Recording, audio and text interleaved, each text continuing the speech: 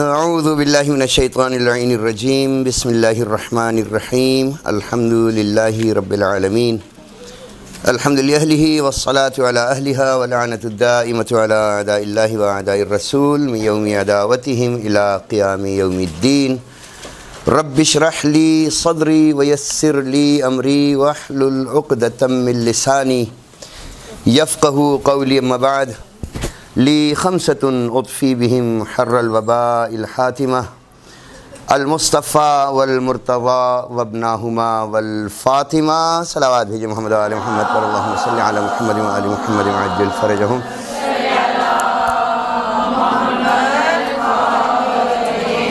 اما بعد فقد قال اللہ تبارک و تعالی فی کتابہ المجید ورتل القرآن ترتیلا۔ سب سے پہلے آج اس تجوید کی آخری کلاس میں تمام صاحبان ایمان کو، مومنین مومنات کو ایام شہادت حضرت معصومہ کونین مخدومہ عالم جناب فاطمہ الزہرا سلام اللہ علیہا پر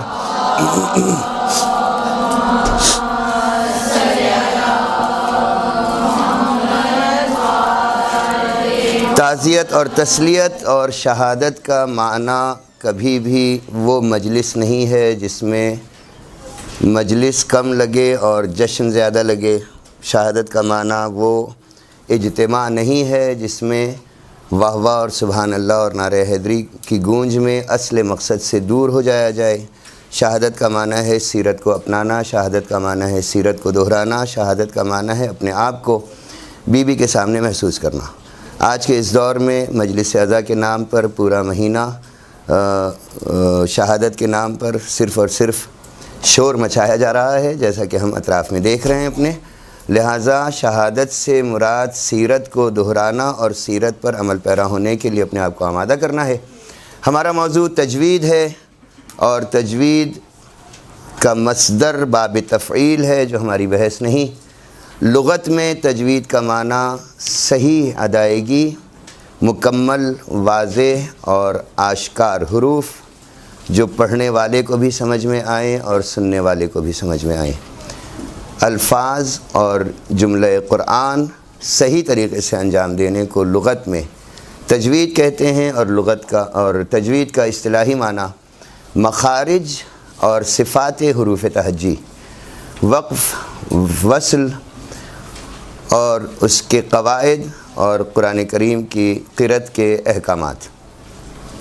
فرماتے ہیں قرآن کریم اللہ کا کلام ہے جو تمام کلاموں میں اشرف و اکمل ہے۔ تمام کلاموں سے مراد اس سے پہلے جو کتابیں نازل ہوئیں ان کتابوں میں جو 104 کتابیں ہیں، جس میں بڑی کتابیں بھی ہیں اور جس میں صحیفے بھی ہیں، جیسا کہ قرآن کریم کے ایک سورے میں صحف ابراہیم و موسیٰ سے اس جانب راغب کیا گیا۔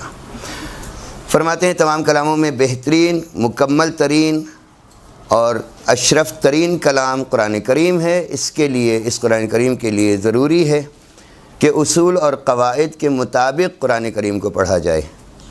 جو معصومین علیہ السلام نے اللہ کے آخری نبی خاتم المرسلین رحمۃ للعالمین محمد مصطفیٰ صلی اللہ علیہ وآلہ وسلم صلی علی محمد وآل محمد سے بیان کیے اور حضرت انسان تک پہنچائے کہ معصومین علیہ السلام کے بیان کردہ قواعد میں کوئی بحث یا کوئی اعتراض ہو ہی نہیں سکتا۔ خود قرآن کریم نے پیغام دیا ورتل القرآن ترتیلا، سورہ مزمل کی آیت نمبر 4 میں۔ مقدمہ تفسیر صافی میں مولا کائنات امیر المومنین حیدر کرار علی بن ابی طالب علیہ الصلاۃ والسلام صلی علی محمد وآل محمد وعجل فرجہم ولعن اعداہم سے ترتیل کا معنی نقل کیا گیا ہے۔ ترتیل کے معنی میں مولا امیر المومنین فرماتے ہیں کہ حروف کا بیان اور رموز و اوقاف قرآن کا سمجھنا۔ بیان حروف کے بیان سے مراد مخارج اور صفات مخارج ہیں۔ قرآن کریم کو واضح، قابل فہم اور آشکار تلاوت کرنا اور ان آیات کا اثر اپنے قلب و روح پر پیدا کرنا ہے۔ ہمارے پاس دو معنی ہیں، ایک لغوی معنی ہے، ایک اصطلاحی معنی ہے۔ لغت میں تلاوت کرنا باقاعدہ واضح الفاظ میں خود بھی سمجھے اور دوسرا فرد بھی سمجھے، سننے والا بھی سمجھے۔ اور اصطلاح اس کی یہ ہے کہ اپنے اوپر ان آیات کا اثر ہو، ذہن میں یہ نہ ہو کہ ہمیں بس یہ سورہ ختم کرنا ہے یا یہ پارہ ختم کرنا ہے، بلکہ جب ہم کسی بھی آیت قرآنی کو آرام سے سکون سے حرف حرف کر کے پڑھتے ہیں، سمجھ کر پڑھنے کی کوشش کرتے ہیں، تدبر کرتے ہیں، تو یہ قرآن کریم کے ادائیگی کا اصل مقصد ہے۔ مولا فرماتے ہیں کہ تلاوت کے دوران وقف اور وصل کا دھیان رکھنا تلاوت اور قرآن کی شان بڑھا دیتا ہے، اور یہ علم تجوید کے حصول سے ہی ممکن ہے۔ علم تجوید کی پھر دو قسمیں ہیں۔ نمبر 1 مخارج اور صفات حروف۔ علم تجوید کی دو قسموں میں پہلی قسم ہے مخارج اور صفات حروف، قرأت قرآن کے دستور اور احکام کے ساتھ انجام دینا۔ معلوم ہونا چاہیے کہ تجوید کی دو اقسام ہیں، پہلی مخارج اور صفات حروف، جو قرأت قرآن کی قرأت کے دستور اور احکام کے ساتھ، قرآن کریم کے دستور اور احکام کے ساتھ ہی میں وائٹ بورڈ پہ لکھوں گا، انجام دینا ہے۔ یہ معلوم رہے کہ ہر زبان میں صحیح تلفظ اور مکمل حروف کی ادائیگی کی اپنی خاص اہمیت ہے۔ ہم اردو بولنے والے یا اردو دان افراد، اردو جاننے والے افراد جانتے ہیں کہ اس اردو کی بھی دو قسمیں ہیں۔ ایک اردو فصیح ہے، یا لکھنؤ میں بولی جاتی ہے خاص فصیح اردو، یا دہلی میں۔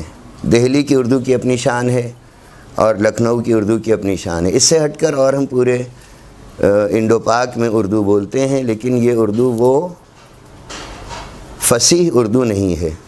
عرب میں ہم دیکھتے ہیں کہ مکے کی عربی فصیح عربی ہے، مکے میں رہنے والوں کی، جو مکے کے بومی ہیں، مکے کے رہائشی ہیں، اصل عرب ہیں جو نسل بعد نسل چل رہے ہیں۔ بالخصوص مکے کا ایک علاقہ ہے عوالی، جو سادات اور مومنین کی رہائش گاہ ہے، وہاں فصیح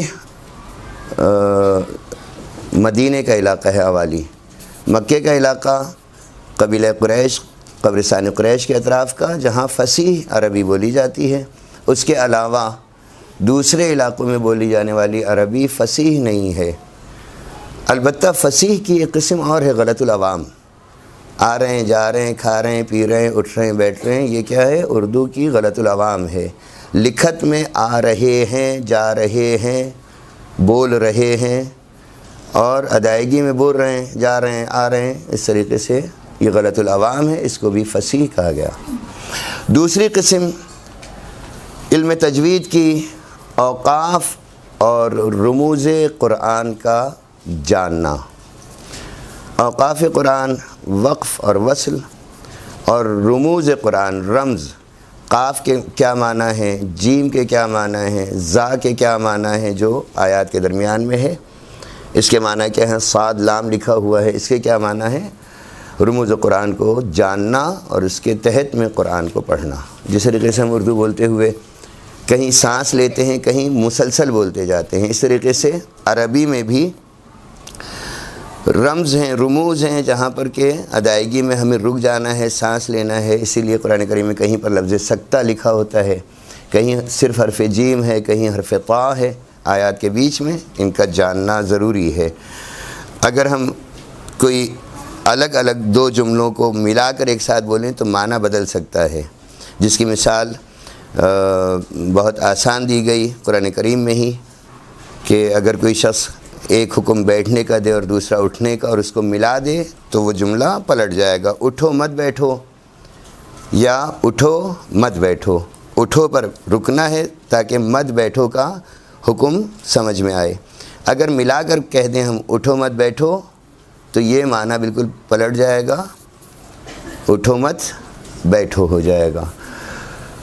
خوب فرماتے ہیں مخارج حروف، اوقاف و رموز قرآن کا جاننا۔ مخارج حروف یعنی وہ مقام، دہن، لب اور حنجرہ جہاں سے حرف اپنی اصلی اور صحیح حالت میں ادا ہو۔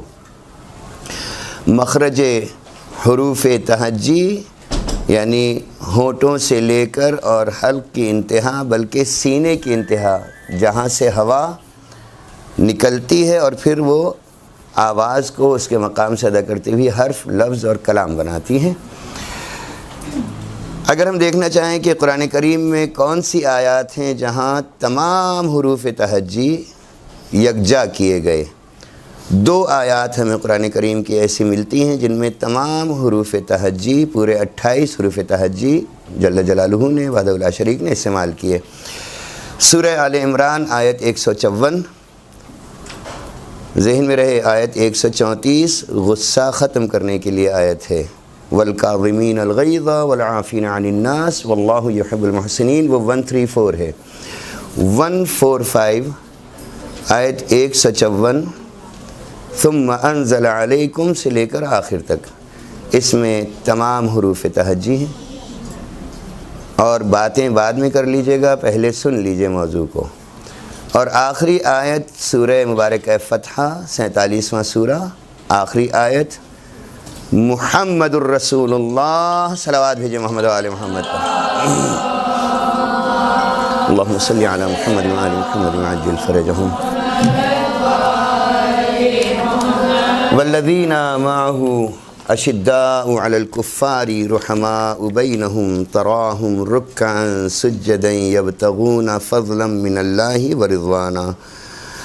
اس آیت میں، سورہ فتح کی آخری آیت میں ہم دیکھتے ہیں کہ تمام 28 حروف یکجا ہوئے۔ الحمدللہ ہمیں اپنی گزشتہ ابحاث میں، گزشتہ بحثوں میں جو کچھ معلوم ہوا اس میں اعضائے صوت تھے۔ اعضائے صوت کو ہم نے صحیح طریقے سے اپنے ان دنوں میں جب کلاس نہیں تھی حاصل کیا۔ جس نے حاصل کر لیا وہ کامیاب ہے، جس نے اٹھا کر رکھ دیا وہ ناکام۔ محنت کو ضائع نہ کریں۔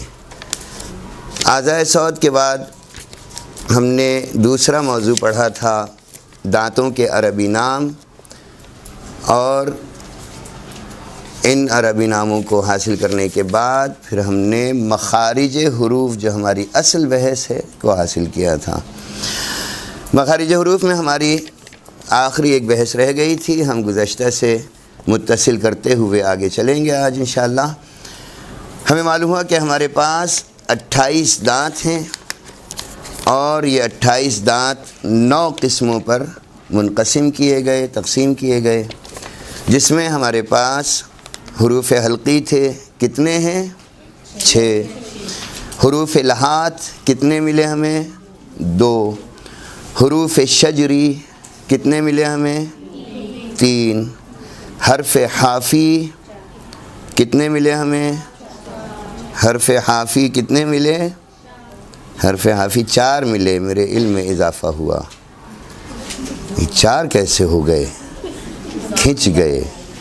حرف حافی کہہ رہا ہوں، حرف حافی، پہلے حروف کہتا رہا، اب حرف کہہ رہا ہوں۔ حرف حافی کون سا ہے حرف؟ جہاز اڑانا، واد۔ جس نے پڑھا کامیاب، جس نے چھوڑ دیا ناکام۔ ضائع نہ کریں وقت کو۔ حروف ذولقیہ، 3 حروف نطعیہ یا نطعیہ، پھر 3 حروف لثویہ۔ کتنے حروف تھے؟ اس کے بعد حروف صفیریہ، گزشتہ کلاس کی آخری بحث، اور آخر میں حروف شفہیہ یا شفویہ۔ یہ 9 اقسام ہمیں حروف کی ملیں، اور اس میں ہماری گزشتہ کلاس کی آخری بحث تھی حروف سیٹی کی آواز، صفیر، عصفور۔ ہمیں معلوم ہوا تھا کہ نوک زبان یعنی ثنایا سفلا کے کنارے اور ثنایا علیا کے کچھ اتصال سے حرف صاد، زا اور سین کی آواز پیدا ہوتی ہے۔ اردو میں ہم عموماً ان حروف کو ایک ہی طریقے سے انجام دیتے ہیں، خصوصاً سا، صاد اور سین کا مخرج اردو میں ادائیگی میں ایک ہی ہے، جبکہ مخرج اردو میں بھی الگ ہے۔ حرف صاد کہاں استعمال ہوا قرآن میں؟ بسم اللہ الرحمن الرحیم۔ حرف صاد کس آیت میں کہاں استعمال ہوا، کس کے ذہن میں ہے؟ سورہ مریم میں کہا انسان۔ احسنتم۔ حرف زا، را زا والا زا کہاں استعمال ہوا؟ وہ زا نہیں ہے، زال ہے۔ بہت توجہ چاہیے قرآن کریم میں۔ بسم اللہ الرحمن الرحیم اذا جاء زال ہے، انا انزلناہ زا ہے۔ زال اور زا کا فرق یاد کریں، سمجھیں۔ اور حرف سین، حرف سین کہاں استعمال ہوا؟ قل اعوذ برب الناس۔ پھر ایک دفعہ میں دہرا دوں، اعوذ، حمزہ زبر کتنی مقدار ادائیگی ہے اس کی؟ آدھی انگلی۔ حمزہ زبر عین، واو پیش عو، اعو، ذال پیش ذو، اعوذ۔ کہیں پر بھی استعمال ہو قل اعوذ برب الناس، پورا پڑھنا ہے، یا اعوذ باللہ من الشیطان الرجیم، لہذا خیال رہے اعوذ باللہ نہ پڑھا جائے۔ فرماتے ہیں کہ ان حروف کے تلفظ میں نوک زبان، کیا نام ہے نوک زبان کا عربی میں؟ اصطلاح میں اصلہ، بالائی اور زیریں ثنایا کے درمیان آ جاتی ہے، لیکن نہ اوپر کے دانتوں سے لگتی ہے نہ نیچے کے دانتوں سے۔ نوک زبان اصلہ کے اعتبار سے ان حروف کو الحروف الاصلیہ کہتے ہیں، چونکہ ان حروف کا تلفظ ادا کرتے وقت سیٹی کی جیسی آواز بھی نکلتی ہے، سیٹی جیسی آواز بھی نکلتی ہے، اس لیے ان حروف کو حروف الصفیریہ کہ صفیر سیٹی کو کہتے ہیں، صاد سے صفیریہ بھی کہتے ہیں۔ آج کی بحث فرماتے ہیں ہونٹوں کے حروف، زیریں ہونٹ کے اندرونی حصے سے، یعنی شفتن بحریٌ، شفہ بحری سے اندرونی حصے سے ثنایا علیہ کے کنارے ٹکرائیں تو حرف فا کی آواز نکلتی ہے۔ اصل تلفظ فا کا کیا ہے؟ نچلے ہونٹ کا اندرونی حصہ اور اوپر کے دانت ثنایا علیہ کے کنارے، اوپر کے دانت کی انتہا ٹکرائے تو حرف فا نکلتا ہے۔ دونوں ہونٹوں کے اندرونی تر حصوں کے اتصال سے با کی اصل ادائیگی شفتن بحریون، شفتان بحریان، یعنی دونوں ہونٹ کے اندرونی حصوں سے حرف با کا صحیح تلفظ ادا ہوتا ہے۔ البتہ فرماتے ہیں کہ اگر کوئی شخص کسی اور طریقے سے بھی اس با کو ادا کر لے، مثلا خشک حصوں کو ملا کر بھی با ادا کر لے تو با ادا ہو جاتا ہے، صحیح ہے، لیکن اصطلاح میں علم تجوید میں یہ بحری حرف کہلاتا ہے، اس لیے چونکہ یہ ہونٹوں کے تر حصے کے ملنے سے ادا ہوتے ہیں یہ دونوں حروف، کون کون سے؟ فا اور با، اس لیے ان حروف کو حروف بحری کہتے ہیں۔ فرماتے ہیں ہونٹوں کے بند ہونے پر جو خشک حصے نظر آتے ہیں، ہونٹوں کے بند ہونے پر جو خشک حصے نظر آتے ہیں، ان بیرونی خشک حصوں کے اتصال سے حرف میم کا تلفظ ہوتا ہے، اس لیے میم کو بری کہتے ہیں، یہ حرف بری ہے، خشک ہونٹوں کا حرف ہے۔ اس تشریح سے یہ واضح ہو گیا کہ با اور میم کا تلفظ انطباق الشفتین سے ہوتا ہے۔ ہاں، انطباق شفتین کیا ہے؟ دونوں ہونٹوں کا مل جانا تر حصے کی جانب سے، دونوں ہونٹ آگے کو اس طرح نکلیں کہ بانچیں ملی رہیں اور ہونٹوں کے وسطی حصوں سے ایک سوراخ نما بن جائے تو حرف واو کا تلفظ ادا ہوگا۔ واو میں ہونٹ نہیں مل رہے بلکہ بانچیں مل رہی ہیں اور ہونٹ ایک گولائی کی طرف جا رہے ہیں، تو واو کا تلفظ ادا ہوتا ہے۔ واو کا تلفظ انضمام الشفتین سے ہوتا ہے، منظم ہونا، ایک ہمارے کرکٹر ہیں انضمام، ایک ہے انضمام الشفتین، ہونٹوں کے کناروں کے ملنے سے۔ چونکہ فا کے تلفظ میں ایک ہونٹ کا اور با، میم اور واو کے تلفظ میں دونوں ہونٹوں کا دخل ہوتا ہے، یعنی دونوں ہونٹ استعمال ہوتے ہیں، اس لیے ان چاروں حروف کو الحروف الشفویہ یا حروف الشفہیہ، شفہیہ یا شفویہ کہتے ہیں۔ یہاں تک کہ بحث کچھ سمجھ میں آئی، واضح ہوئی؟ صلوات بھیجیں محمد و آل محمد پر۔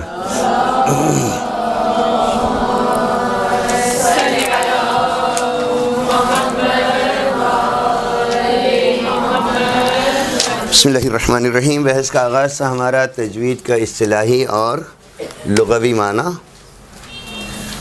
بسم اللہ الرحمن الرحیم۔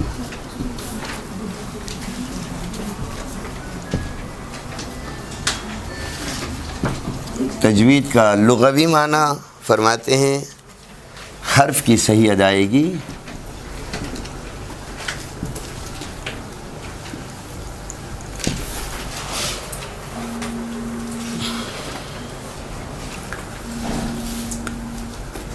مکمل،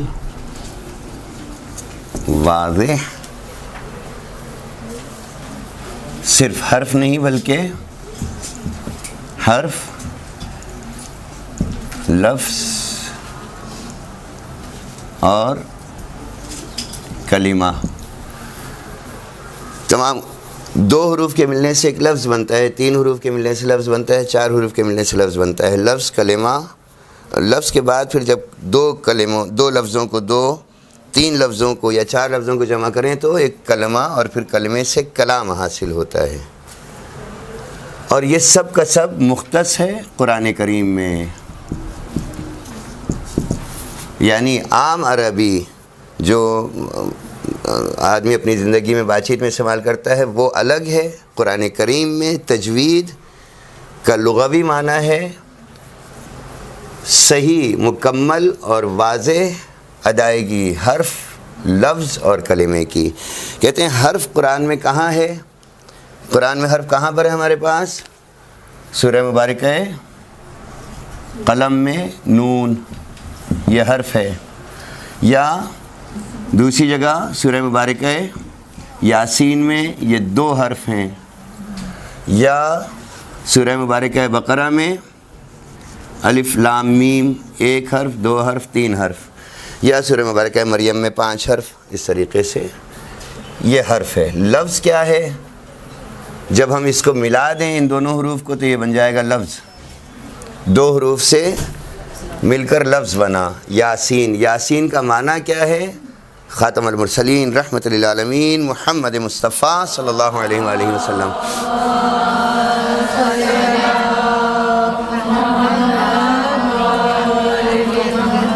یہ لفظ سے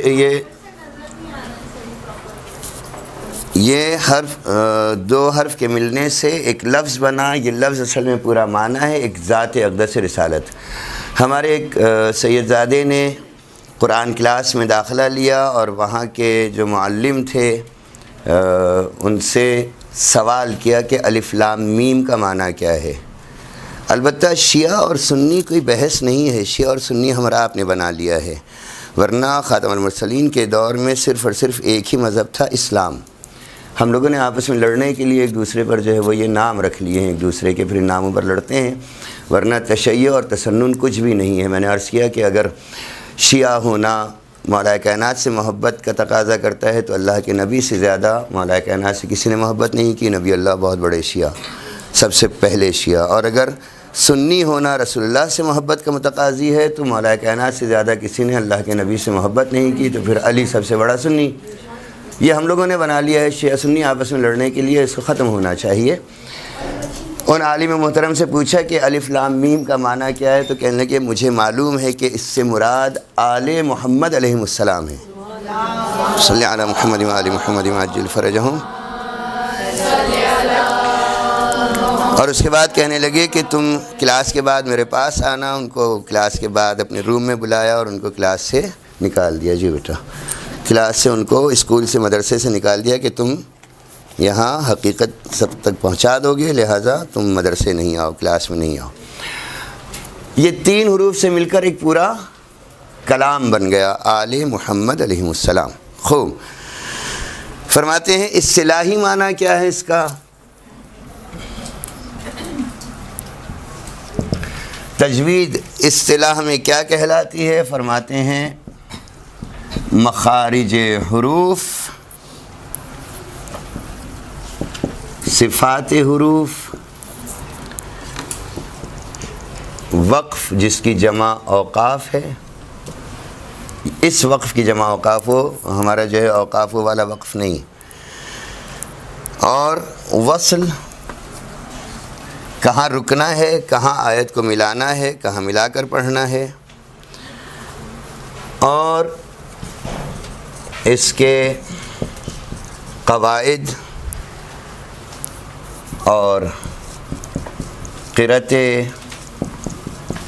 قرآن کریم، بس، اور اس کے قواعد اور قرأت قرآن کریم کے احکام، جملے کو مختصر کر دوں۔ فرماتے ہیں اصطلاحی معنی تجوید کا وصل و وقف کو سمجھنا، تمام احکام جو قرأت کے قرآن کریم کے لیے دیے گئے ہیں از جانب معصومین علیہ السلام ان کا سمجھنا، مخارج اور صفات حروف تہجی،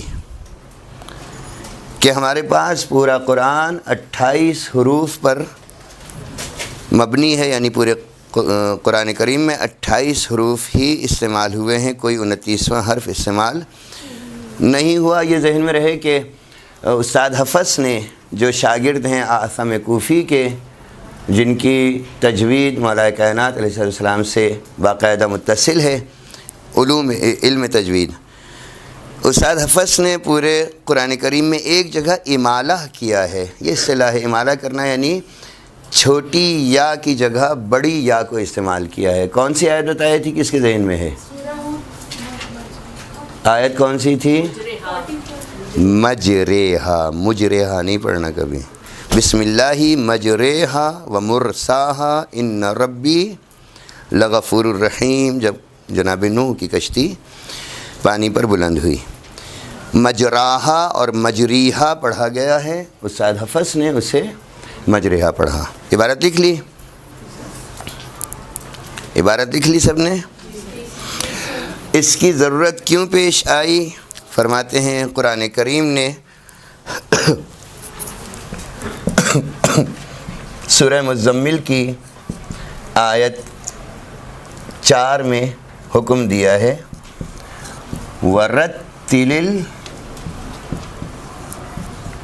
الْقُرْآنَ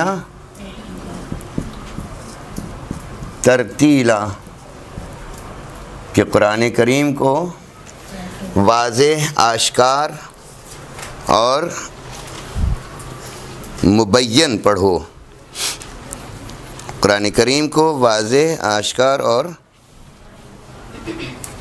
مبین پڑھو۔ اب واضح اور آشکار اور مبین کا معنی لکھ لی عبارت، مولا کائنات امیر المومنین علیہ السلام نے بیان کی۔ تفسیر صافی رحمۃ اللہ علیہ میں مولا کائنات کا قول نقل ہوا کہ ترتیل کا معنی، ترتیل یعنی حروف کا بیان۔ اوپر کی عبارت لکھ لی ہے،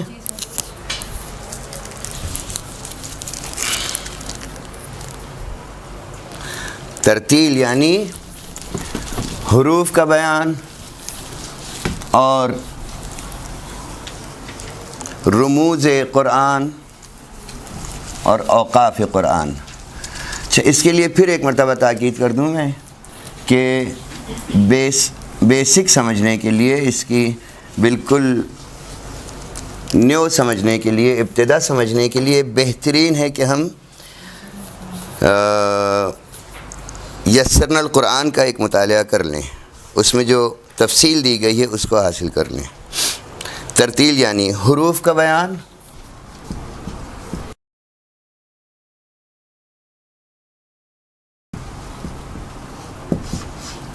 ایک رموز اور اوقاف قرآن کریم کا سمجھنا،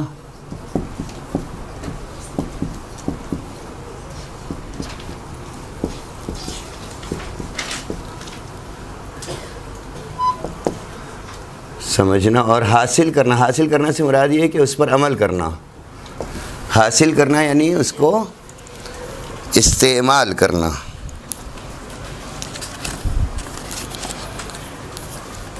اور مولا فرماتے ہیں بیان حروف سے مراد مخارج اور صفات ہیں۔ حروف کا بیان یعنی مخارج اور صفات قرآن۔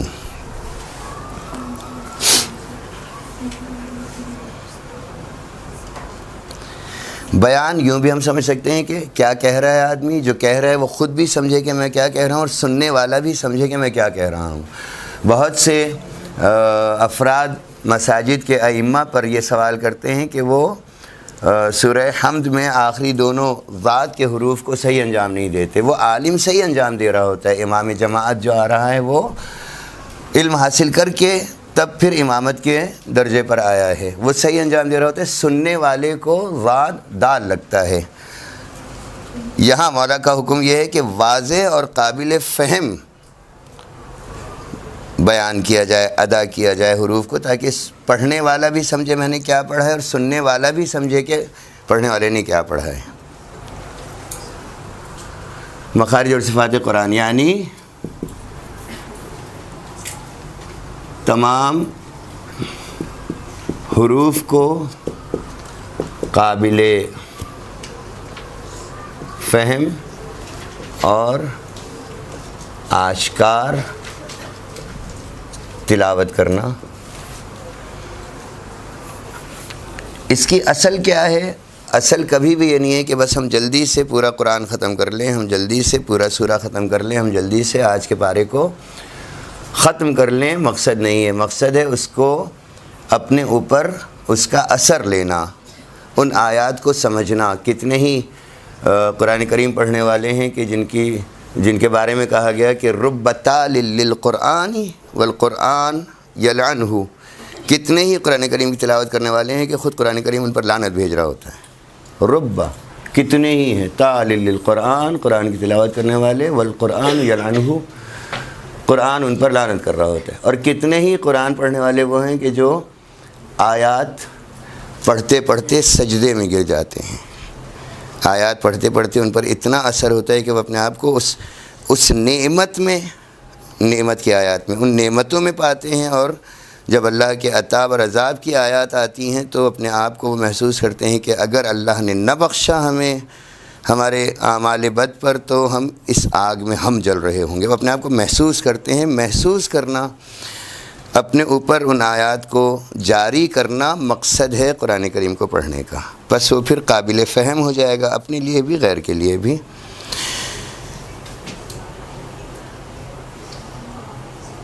خوب، علم تجوید کی دو قسمیں ہیں۔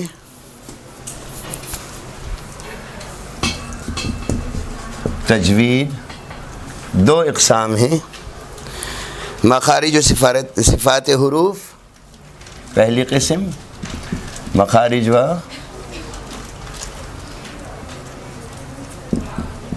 صفات حروف قرأت قرآن کے دستور اور احکام کے ساتھ۔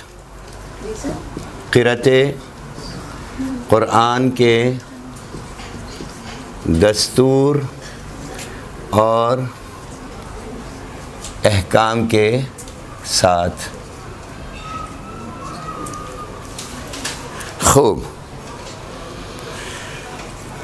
یہ عبارت ہم نہیں لکھیں گے کہ معلوم ہونا چاہیے کہ صحیح تلفظ اور مکمل حرف کی ادائیگی ہر زبان کی شان ہے۔ ہر زبان کی پہچان اور اس کی اہمیت اس کے الفاظ کو صحیح ادا کرنا ہے، اور وہ صحیح الفاظ ہی فصیح کہلاتے ہیں۔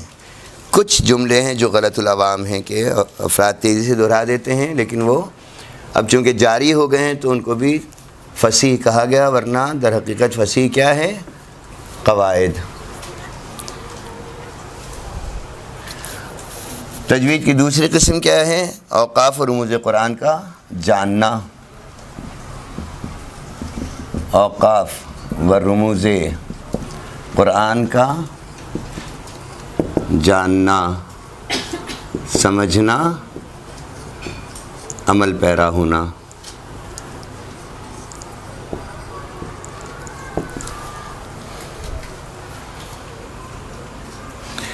مخارج سے مراد کیا ہے؟ خود مخرج، مخارج کیا ہیں؟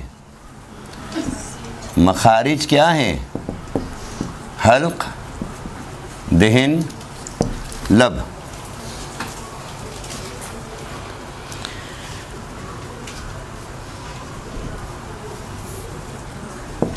جہاں سے حروف اپنی اصلی اور صحیح حالت میں ادا ہوں۔ مخرج سے مراد مخارج حروف تہجی ہے۔ آیات دونوں لکھ لی ہیں آپ لوگوں نے؟ آیت کی نشاندہی ہو گئی ہے؟ یہ واضح ہے؟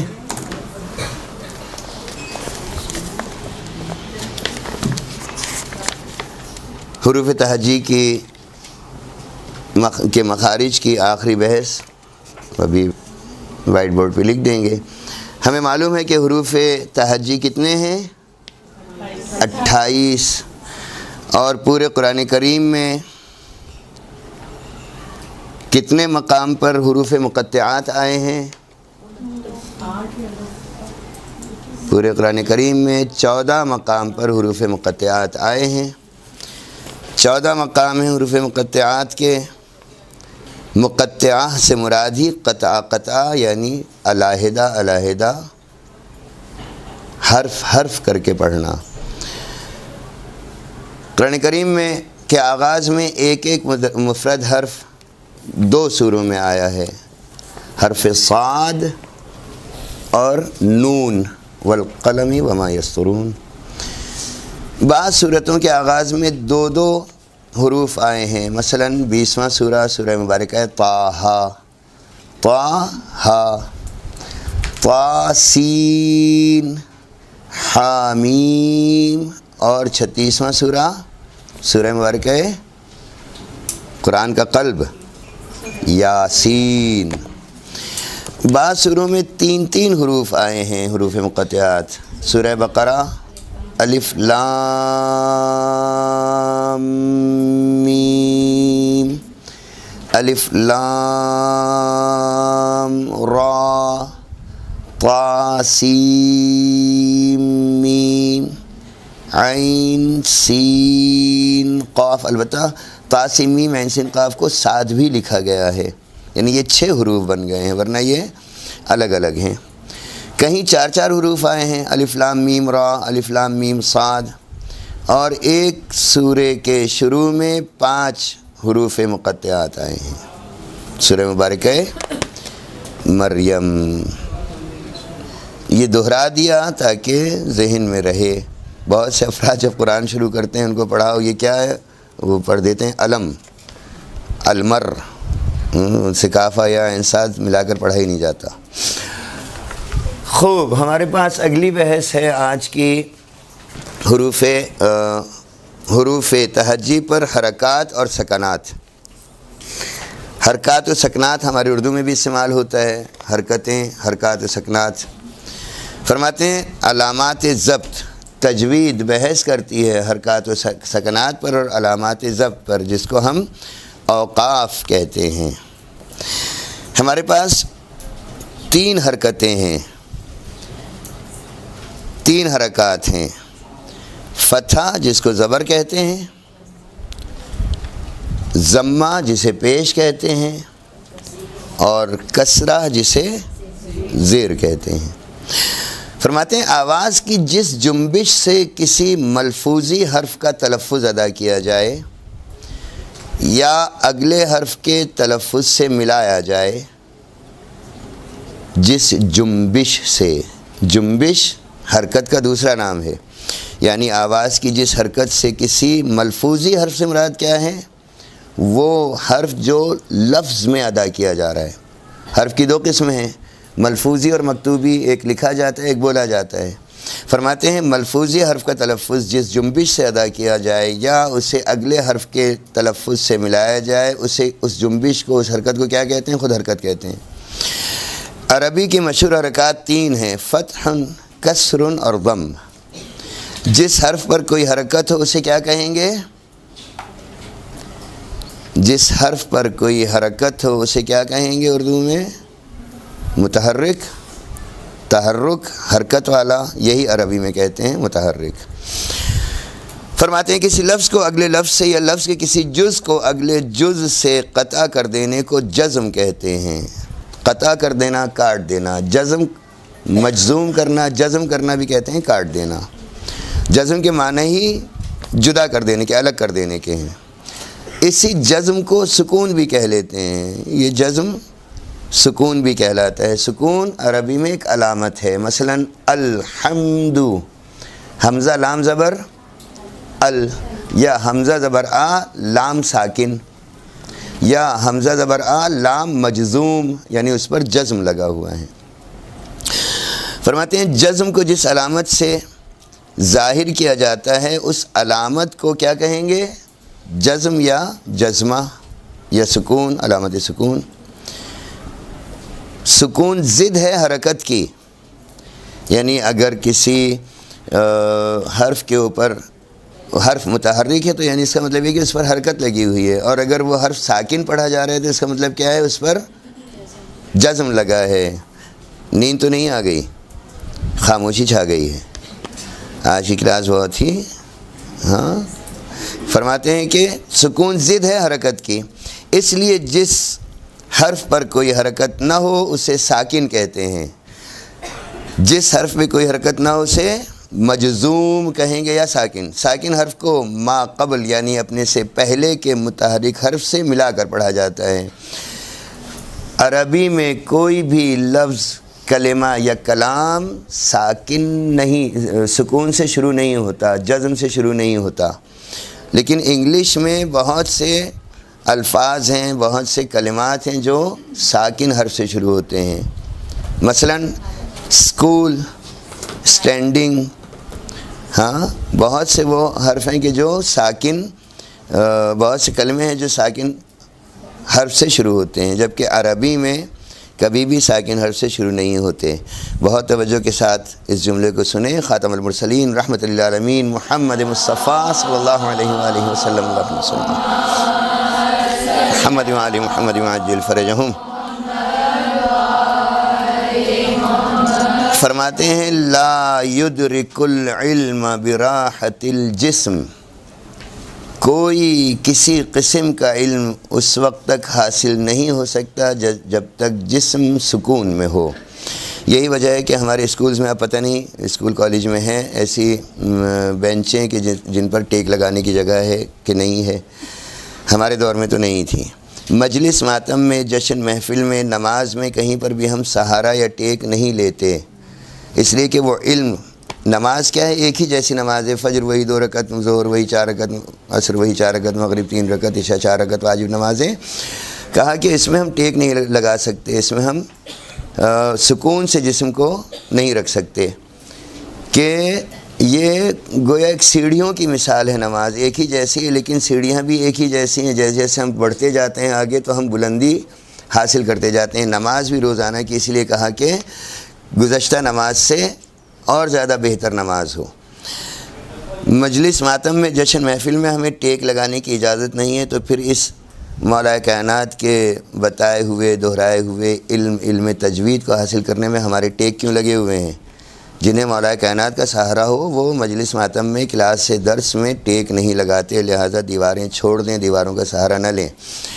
خوب فرماتے ہیں دوسری بحث یہی بحث سکون اور جزم کی کہ اب جسم سکون میں تھا تو ہماری آوازیں نہیں نکل رہی تھیں، اب بے سکون ہے تو آواز نکلے گی۔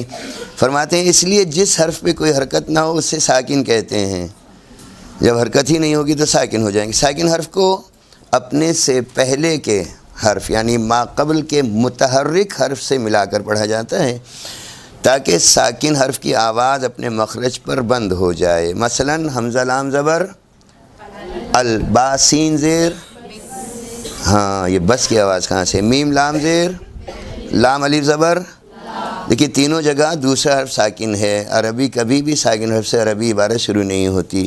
تینوں کو ملا دیں کیا بنا، ہا را زیر، را ہا زبر، فرق ہونا چاہیے، میم الف زبر، نون را زیر، را زبر، ہا یا زیر، ہا یا زیر، ہی، ہا یا زیر، میم زیر، میم زیر،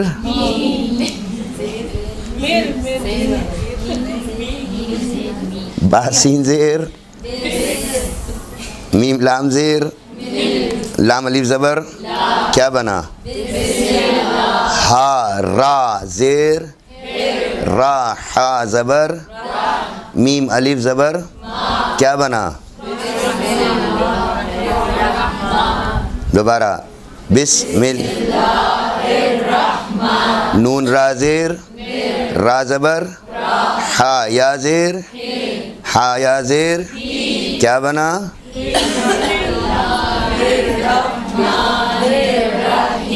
میم زیر، کیا بنا،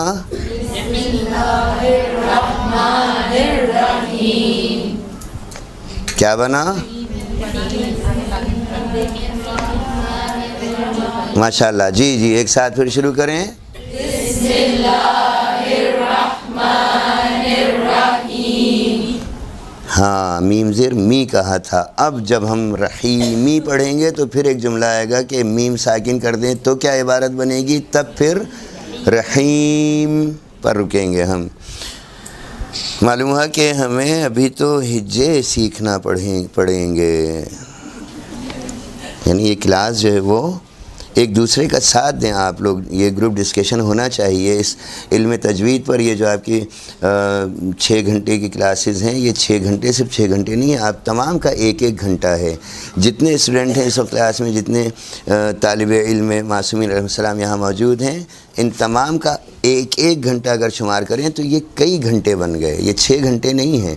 لہٰذا 2 3 4 4 یا مثلا اس وقت ہم گھروں میں کیوں بلا وجہ جو ہے وہ واٹس ایپ وغیرہ استعمال کر رہے ہیں، اس پر اگر ہم ان گروپ ڈسکشنز کو رکھیں یا آپس کے مباحثے کو رکھیں تو ہم جلدی سیکھ سکتے ہیں اس کے ذریعے سے۔ اس کو دہرائیں، یہ آسان نہیں ہے، اس میں بہت وقت آپ کا لگا ہے، بہت وقت میرا لگا ہے، بہت وقت ان لوگوں کا لگا ہے جنہوں نے اس کلاس کا انتظام کیا، اور بہت وقت ان علماء کا لگا ہے جنہوں نے اس کو جمع کر کے اتنا مختصر کر کے ہمیں دے دیا، ورنہ یہ کتابیں اپنی انگلیاں کاٹ کے خون سے لکھی گئی ہیں قید خانوں میں۔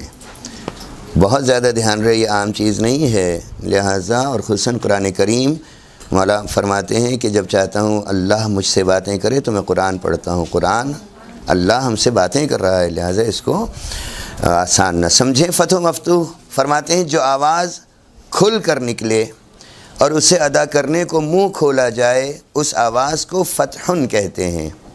فتحہ کھل جانا، فتح کے معنی ہی کھولنا ہے۔ جس علامت کے ذریعے سے آواز فتح ظاہر کی جاتی ہے وہ علامت فتح کہلاتی ہے، فتحتن۔ چونکہ علامت فتح حرف کے اوپر لکھی جاتی ہے اس لیے فارسی اور اردو میں اسے زبر کہتے ہیں، جس حرف پر فتح ہو عربی میں اسے مفتوح کہتے ہیں۔ جیسے صدقہ، صاد زبر، دال زبر، قاف زبر، ملا دیں صدقہ، یعنی اس نے سچ کہا۔ یہ والا صدقہ نہیں ہے جو ہم صدقہ نکالتے ہیں، اس میں تینوں حروف پر کیا لگا ہے، عربی میں فتح، اردو میں زبر۔ یہ ذہن میں رہے کہ اگر اسی فتح کی آواز کو لمبا کر دیں گے تو کون سا حرف بن جائے گا، کھڑا زبر یا الف۔ کھڑا زبر الف کے برابر ہے۔ زبر کی ادائیگی کی مقدار کیا ہے، انسانی انگلی کا عام رفتار سے فرماتے ہیں عربی کے ساکن ہا یا ساکن ہا حلوے والی ہے یا لٹکنیا ہے، دو چشمی ہے، سے پہلے مفتوح حرف کی آواز فتح کو اس طرح ادا نہیں کرنا چاہیے جیسے اردو الفاظ قحط اور لہر میں قحط اور لہر کے زبر کو ادا کیا جاتا ہے۔ اصل میں قحطن لہرن، لہر لام کے اوپر زبر ہے، اس لیے ہم نے ہجے کروائے۔ باسین زیر بس، میم لام زیر مل، لام علی زبر لا، بسم اللہ، ہا را زیر ہر، را ہا زبر رح۔ ہم کیا پڑھتے ہیں عموماً؟ بسم اللہ الرحمن الرحیم۔ رحمان کچھ نہیں ہے، رحمان۔ قحط کچھ نہیں ہے، قحطن، قحط، قحط یا لہر۔ قاف اور لام کے زبر کو ادا کیا جاتا ہے، اخفاج غلطی ہے، ہم اس میں زیر استعمال کرتے ہیں۔ خوب، مفتوح راہ اور وہ ساکن راہ جس کا ما قبل مفتوح ہو ہمیشہ تفخیم سے، تفخیم یعنی منہ بھر کے پڑھا جاتا ہے۔ مفتوح راہ اور وہ ساکن راہ جس کا ما قبل مفتوح ہو، یعنی راہ ساکن آئی اس سے پہلے والے حرف کے اوپر زبر ہو، اسے ہمیشہ تفخیم یعنی منہ بھر کے پڑھا جاتا ہے، جیسے رزقا، رزقا، ارسلا، ارسلا، را منہ بھر کے پڑھی جائے گی۔ یہاں تک واضح ہے؟ حرکات و سکون ملفوظی حرف میں استعمال ہوتے ہیں۔ زیر زبر پیش، زبر یعنی فتح آواز اوپر کو اٹھتی ہے۔ اگلی بحث 5 منٹ کے بعد انشاءاللہ۔ وصلی اللہ علی محمد وآلہ الطاہرین۔ اعوذ باللہ من الشیطان الرجیم، بسم اللہ الرحمن الرحیم، الحمد للہ رب العالمین، الحمد لأہلہ والصلاة علی اہلہا واللعنۃ الدائمۃ علی اعداء اللہ واعداء الرسول من یوم عداوتہم الی قیام یوم الدین۔ رب اشرح لی صدری ویسر لی امری واحلل عقدۃ من لسانی یفقہوا قولی، اما بعد۔ لی خمسۃ اطفی بہم حر الوباء الحاتمہ، المصطفیٰ والمرتضیٰ وابناہما والفاطمہ۔ صلوات بھیجئے محمد و آل محمد پر۔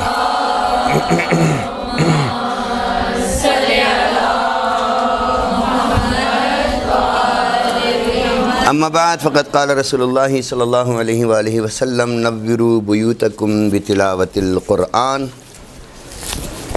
اور وہ عظیم ترین حدیث کہ جسے اکثر دہرایا جاتا ہے لیکن عمل کرنے والے کم ہیں۔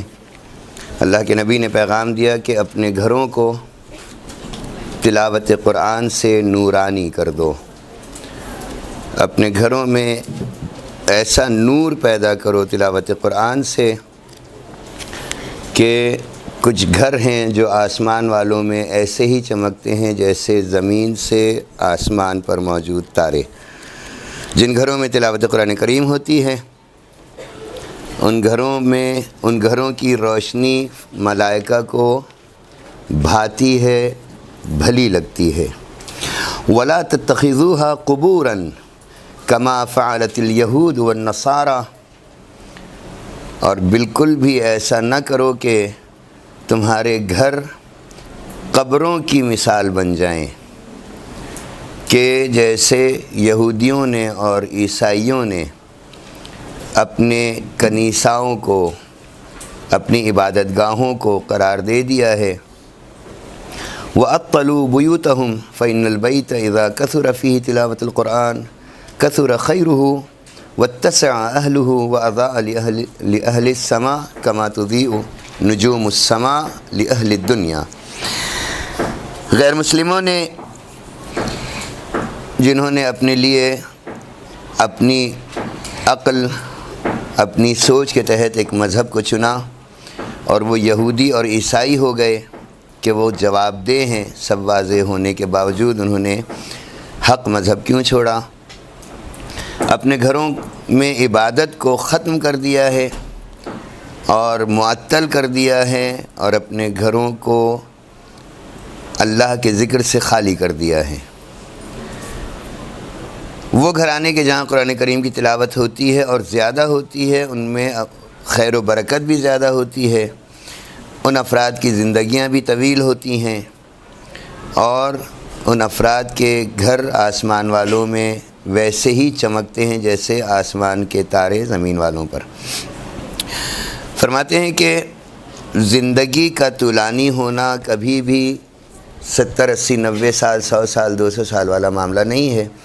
زندگی کا طولانی ہونا یہ ہے کہ انسان کے انتقال کے بعد بھی اس کی اچھی یاد تازہ رہے، اسے اچھے الفاظ میں یاد کیا جائے، ورنہ مرنے والے بہت سے مرے کہ جن کو بھلا دیا گیا۔ ہماری بحث حروف کے مخارج کی انتہا، اور ہم نے بحث کو تمام کیا آج حروف شفہیہ سے۔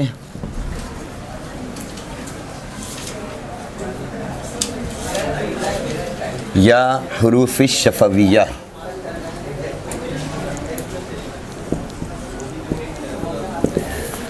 حروف شفہیہ یا شفویہ 4 حروف ہیں۔ ہمیں معلوم ہوا کہ ہمارے ہونٹوں کے 2 حصے ہیں۔ ہونٹ کو عربی میں کیا کہا؟ شفتن۔ اس کے 2 حصے ہیں، بحری، بری۔ بحری حروف ہونٹ کا اندرونی حصہ، بری حروف ہونٹ کا باہر کا حصہ۔ بحری حروف سے ہمیں جو حروف ملتے ہیں ان میں پہلا حرف فا ہے۔ اب اصطلاح لکھوں میں یا آسان لکھ دیتا ہوں۔ فرماتے ہیں کہ نچلے ہونٹ کے اندرونی حصے، نچلے ہونٹ کے اندرونی حصے سے، اب یہاں اصطلاحی لکھنا پڑے گی، ثنایا علیا کے کنارے ٹکرائیں اور آواز ہوا کے ساتھ خارج ہو۔ فا کہاں استعمال ہوا؟ آیت قرآنی میں بسم اللہ الرحمن الرحیم فصلی لربک وانحر۔ فصلی فصلی فا، اور کہاں استعمال ہوا؟ فا، اور کہاں استعمال ہوا؟ اذا جاء نصر اللہ والفتح، فا۔ فرماتے ہیں کہ نچلے ہونٹ، یعنی یہ ایک ہونٹ کی ادائیگی ہے۔ اس بات فرماتے ہیں کہ دونوں ہونٹوں کے حرف با، دونوں ہونٹوں کے تر حصے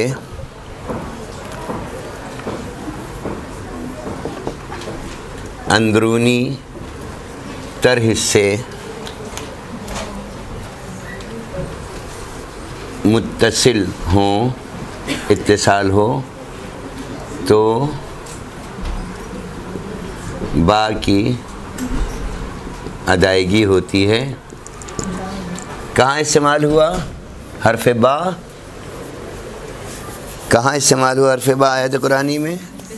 بسم اللہ، بسم اللہ، بسم اللہ الرحمن الرحیم۔ کنارے ٹکرائیں، ثنایا علیا کے کنارے ٹکرائیں۔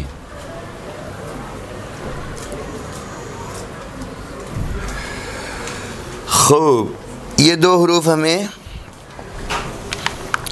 حروف بحری ملے۔ اس کے بعد فرماتے ہیں کہ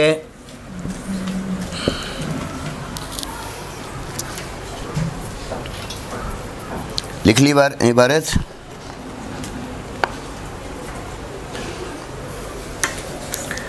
ہونٹوں کے متصل ہوں تو با کی ادائیگی ہوتی ہے۔ با، دونوں ہونٹوں کے اندرونی تر حصے متصل ہوں تو با کی ادائیگی ہوتی ہے.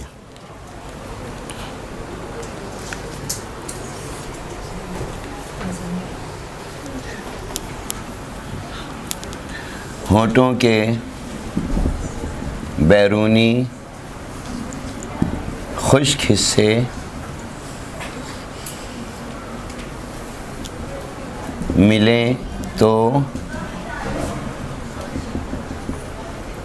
میم ادا ہوتا ہے. میم مؤنث ہے کہ مذکر؟ ہونٹوں کے بیرونی خشک حصے ملیں تو میم ادا ہوتا ہے.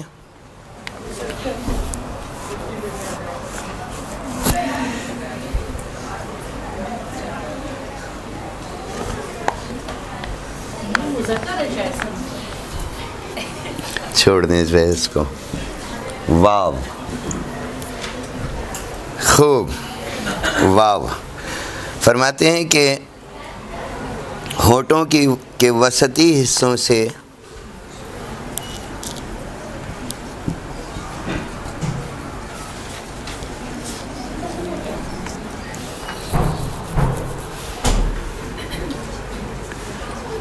سوراخ نما شکل بنے تو یہ ذہن میں رہے، یہ سارے حروف ہمارے سینے سے جو ہوا نکل رہی ہے اپنے مخرج پہ پہنچ کے آواز کے ساتھ باہر نکلے تو یہ حروف بنتے ہیں. وہ بحث ہم گزشتہ مباحث میں دے چکے. ہونٹوں کے وسطی حصوں سے سوراخ نما شکل بنے تو واو کا حرف ادا ہوتا ہے. حروف مقطعات لکھنے کی ضرورت تو نہیں ہے.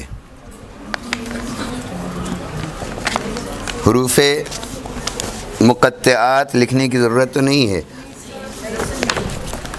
یہ عبارت لکھ لی.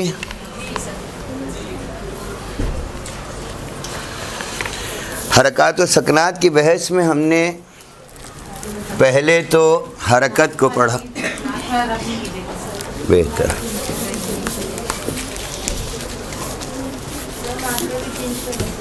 جی جی، اصل میں ہوا سامنے سے آ رہی ہے، خشک ہو جاتا ہے فوراً. حرکات و سکنات کی بحث، اور یہی بحث ہماری انتہا کی ہوگی. جنبش ملفوظی حرف کا تلفظ ادا ہونا، اگلے حرف کے تلفظ سے ملنا، اور عربی کی مشہور حرکات 3: فتح و مفتوح، کسر و مکسور، ضم و مضموم. اور اس کے بعد جزم. میں ابھی لکھ دیتا ہوں، وائٹ بورڈ پہ لکھ لیں عبارت. فتح و مفتوح، کسر و مکسور، ضم اور مضموم. یہ ضاد والا مضموم ہے، زال والا نہیں. ضم اور مضموم، ضمہ ضاد میم، جس سے انضمام لکھا جاتا ہے. فرماتے ہیں کہ فتح کی آواز منہ کھل کے اوپر کی طرف اٹھتی ہے. کتنا آسان طریقہ بتایا ہمیں. حرکت سے، ہاتھ کے اشارے سے زیر زبر پیش کی ادائیگی. اگر ہم ہجے کریں سورہ مبارکہ کوثر کے بسم اللہ کے بعد، حمزہ نون زیر ان، نون الف زبر نا، نون الف مد زبر نا، انا، حمزہ عین زبر آ، طا یا زبر طی، طی طا یا زبر طی، نون الف زبر نا. کیا بنا؟ مد ہے. انا اعطینا، کاف لام زبر کل، کاف واو زبر، کاف واو زبر کو، کو اردو میں ہے غلط ہے، کو صحیح تلفظ ادائیگی، ہم تجوید پر بحث کر رہے ہیں۔ کاف و زبر کو، سا را زبر کیا بنے گا؟ انا اعطیناک الکوثر۔ ابھی ہم نے پڑھا کہ را مفتوح آئے یا ساکن آئے، اس سے پہلے ما قبل حرف پر فتحہ ہو تو اس کو تفخیم سے پڑھیں گے، بھر کے پڑھیں گے۔ انا اعطیناک الکوثر، فا زبر، صاد لام زبر، لام زیر کیا پڑھیں گے؟ لام زیر، را با زبر، با زیر، کاف زبر کیا بنا؟ فصلی لربک، واو نون زبر، ہا را زبر کیا بنا؟ آیت دونوں کیا ہوئیں؟ انا سے چلیں،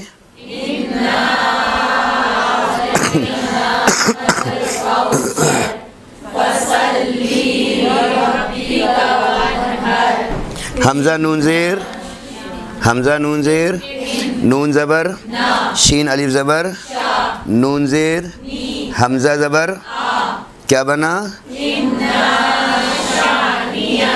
حمزہ نون زیر، نون زبر کیا بنا؟ ہاں، نا کھینچ دیا تو الف بن جائے گا، معنی بالکل بدل جائے گا۔ نماز میں پڑھ دیا تو نماز باطل، ایک حرف بھی کم یا زیادہ ہو غلطی سے یا جان بوجھ کے نماز باطل ہو جائے گی۔ قرأت میں ایک حرف بھی کم یا زیادہ کر دیا یا چھوٹا بڑا کر دیا۔ ان شانی ا، کاف زبر ملا دیں،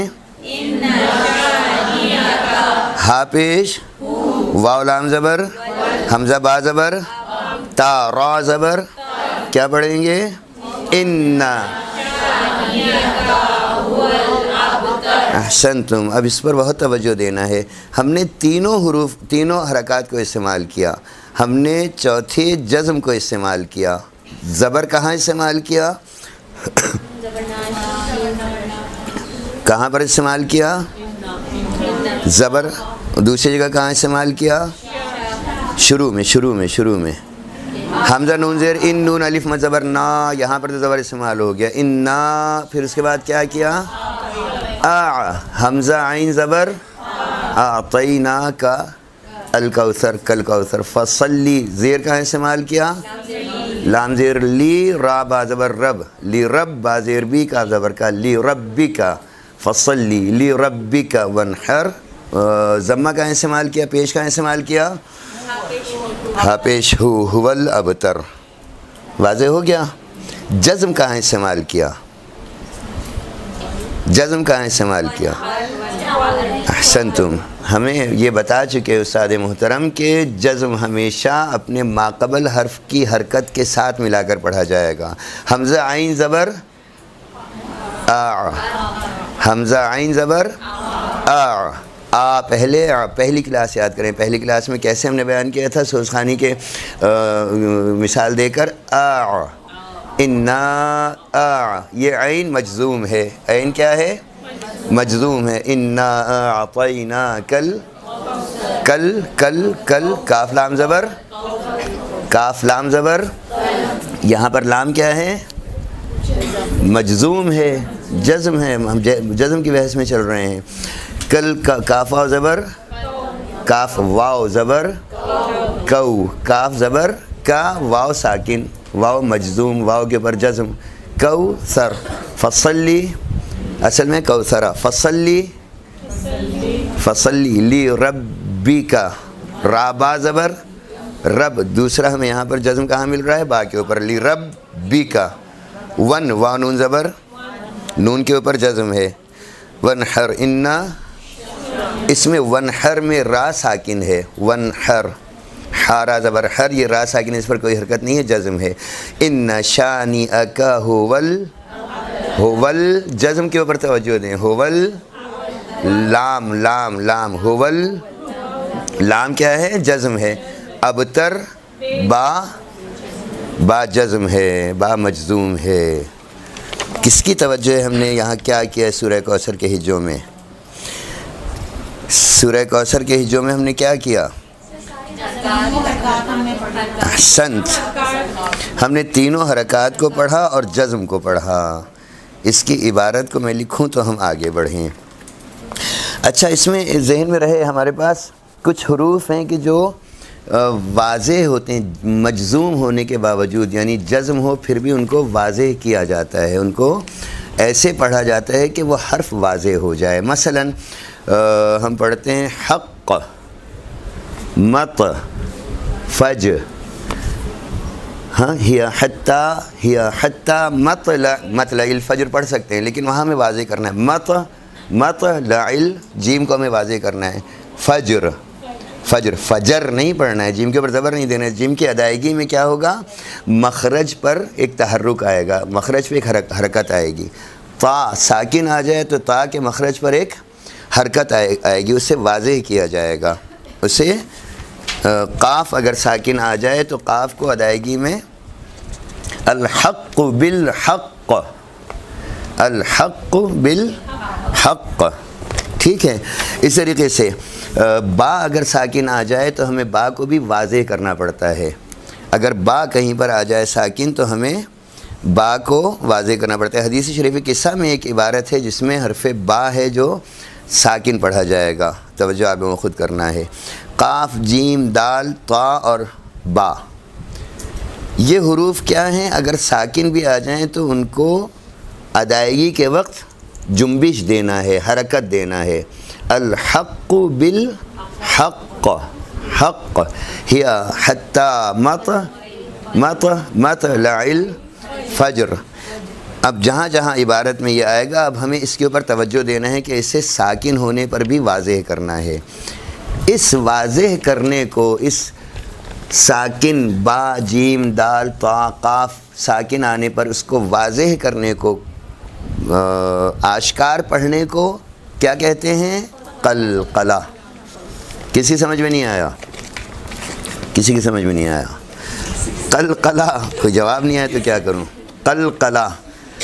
ان پانچوں حروف کو ہم دیکھتے ہیں کہ ہمارے ہاں ایک بڑی عجیب بحث ہے کہ مولانا آمدنی کم ہو گئی ہے، مولانا جھگڑے زیادہ ہو گئے ہیں، مولانا مصیبتیں پڑ گئی ہیں، مولانا کا ناک میں دم، کہ کسی نے ہم پر کالا جادو، پیلا جادو، ہرا جادو کر دیا ہے، اور ہمیں بتایا جائے کہ کون ہے ایسا ستاروں کا علم جاننے والا کہ جو ہمیں چاند اور ستاروں سے اور 12 برجوں سے ہم بتائے کہ یہ ساس نے کیا ہے یا بہو نے کیا ہے۔ بہت مشکل ہے ہمارے ہاں، قطعاً کسی پر کسی بھی صورت میں ہمیں بدگمانی نہیں کرنا ہے۔ بہت سے اعمال ہیں جن کی بنا پر ہم خود مصیبت میں پڑتے ہیں اور پھر دوسروں کو اس کا مجرم قرار دیتے ہیں۔ مولا کائنات امیر المومنین حیدر کرار علی بن ابی طالب علیہ افضل الصلاۃ والسلام، صلی علی محمد و آل محمد وعجل فرجہم، نے پیغام دیا کہ میں علی اجازت نہیں دیتا کسی بھی فرد کو کہ وہ ستاروں کے علم پر عمل کرے۔ یعنی ستاروں کے علم اپنی جگہ موجود ہیں، صحیح ہے، 12 برجوں کے علم اپنی جگہ موجود ہیں، ستاروں کے علم اپنی جگہ موجود ہیں۔ مولا کائنات نے فرمایا میں کسی کو اجازت نہیں دیتا کہ ستاروں کے علم پر عمل کرے، کہ بچہ جو پیدا ہوا ہے یہ ستارہ کہاں تھا اور وہ سورج کہاں تھا اور وہ چاند کہاں تھا اور اس کا نام اس کے مطابق ہوگا کہ نام غیر مطابق ہوگا، کہ عادات کیا ہے، کہ مولا نے فرمایا کہ میں قطعاً اجازت نہیں دیتا کوئی شخص بھی ستاروں کے علم پر عمل کرے، یعنی علم موجود ہے اس پر عمل نہیں کیا جا سکتا مولا کائنات کے چاہنے والوں میں، کہ صرف ایک جگہ میں علی ابن ابی طالب اجازت دیتا ہوں کہ ستاروں کے علم پر عمل کیا جائے جب کوئی مسافر رات کے اندھیرے میں اپنی سمت بھول جائے تو وہ اپنے سیدھے الٹے کندھے کی پشت پر قطب و جدن کو لے لے۔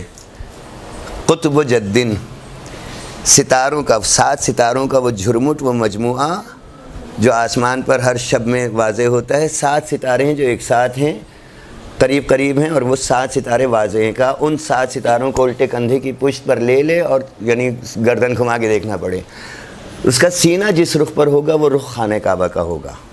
پہاڑوں میں، دریاؤں میں، سمندروں میں، میدانوں میں، کہیں پر بھی ہو، اگر وہ سمت بھول جائے تو رات میں اپنے الٹے کندھے کے پشت پر یہ قطب و جدن کو لے لے، تو اس کا رخ قبلے کی طرف ہوگا، دنیا کے کسی بھی خطے میں ہو۔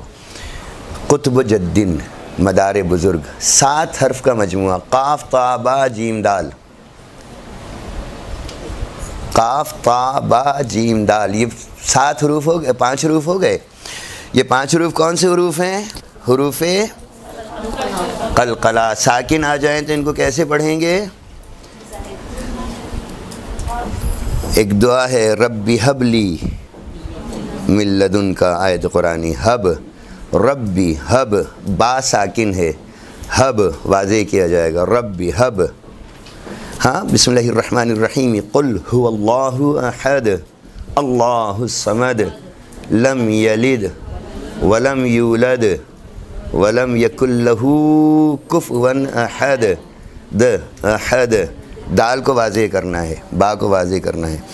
یجمع، یجمع، فجر، جیم کو واضح کرنا ہے۔ قد، قد، دال ساکن آیا، مثال دے دی ہم نے سورہ اخلاص کی۔ نطبع، طا ساکن ہے۔ مطلع، نطبع، طا ساکن ہے۔ اقرب، اقرب، قاف ساکن ہے۔ اقرب، اقرب نہیں پڑھنا، اقرب، قاف کو واضح کرنا ہے۔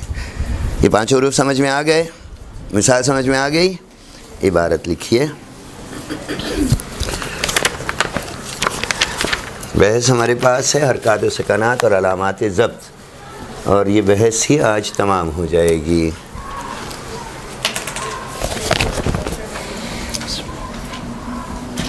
حرکات، سکنات، علامات ضبط۔ خود حرکت و سکون کس کو کہتے ہیں؟ آواز کی جس جنبش،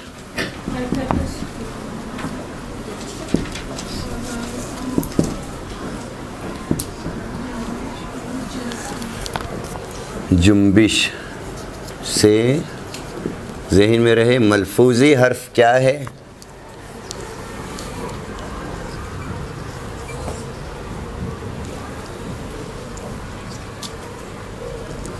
ملفوظی حرف کا تلفظ ادا ہو یا اگلے حرف سے ملایا جائے، اس یعنی اس جنبش، اسے عربی میں حرکتن، ہا زبر، را زبر، کاف زبر، تا دو پیش، کیا بنا؟ اگر ہم اس گول تا پر سے یہ نقطے ہٹا دیں تو کیا رہ جائے گا؟ حرکہ۔ گول تا ساکن ہونے پر ہا بن جاتی ہے، حرکتن کہتے ہیں۔ عربی کی مشہور حرکات،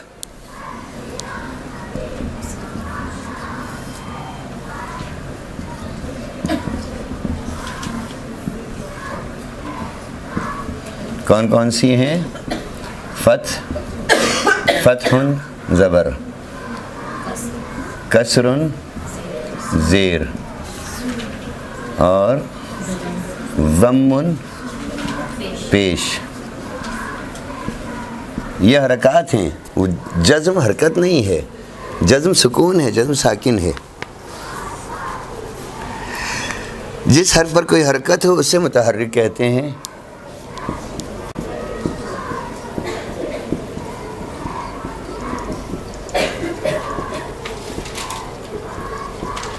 متحرک کہتے ہیں، جس حرف پر کوئی حرکت ہو اسے متحرک کہتے ہیں۔ ٹھیک ہے، عبارت مکمل کر دوں پھر لکھ لیں آپ لوگ آسانی سے۔ کسی لفظ کو اگلے لفظ سے یا لفظ کے جز کو اگلے لفظ کے جز سے قطع کر دینے کو، ایک منٹ ابھی عبارت میں دے دیتا ہوں آپ کو.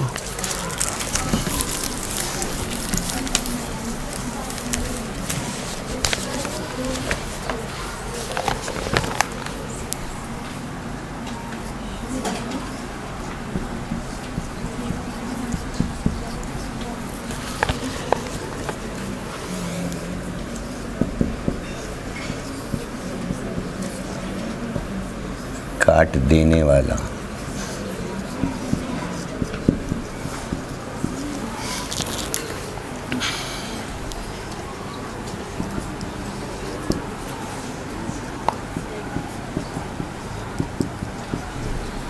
الگ کر دینے والا.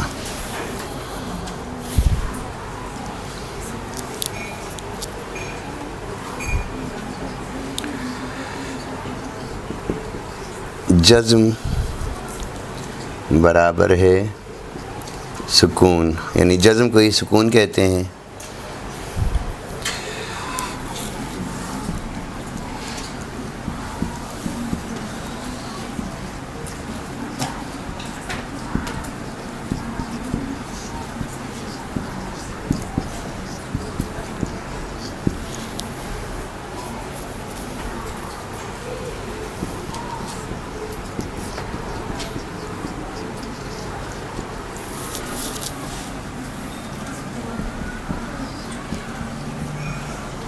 ساکن حرف کو اپنے ماقبل متحرک حرف سے ملا کر پڑھتے ہیں.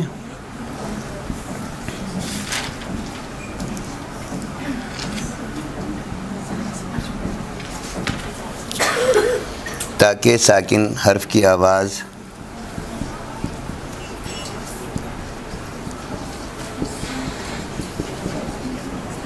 اپنے مخرج پر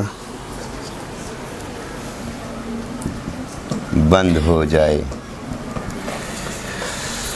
عبارت لکھیں.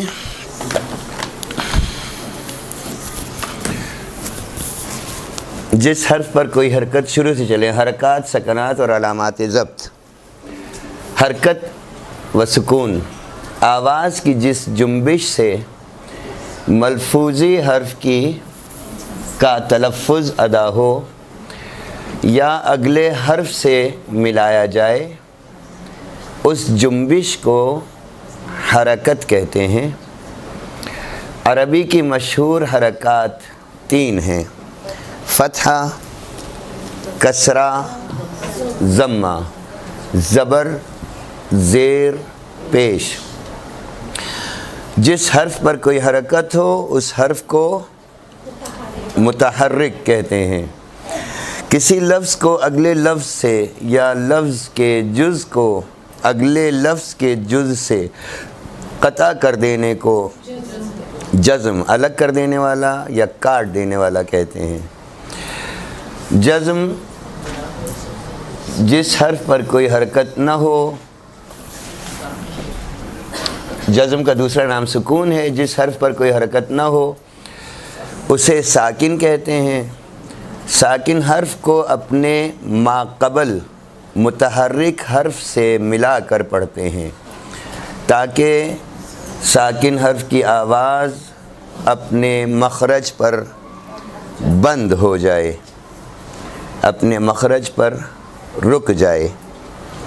یہ عبارت لکھ لی سب نے؟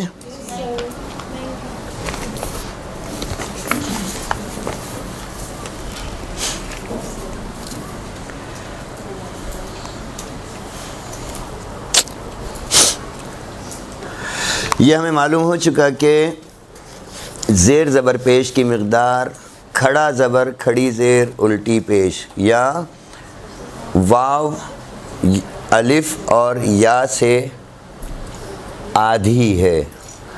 یعنی اگر ہم زیر زبر پیش کی مقدار ادائیگی کی مقدار سمجھیں تو ہمارے سمجھنے کے لیے انسانی انگلی کا عام رفتار سے آدھا کھلنا زیر زبر پیش کی ادائیگی ہے. کتنی دیر کھینچنا ہے؟ اتنی دیر کھینچنا ہے کہ جتنی دیر میں انگلی آدھی کھلے.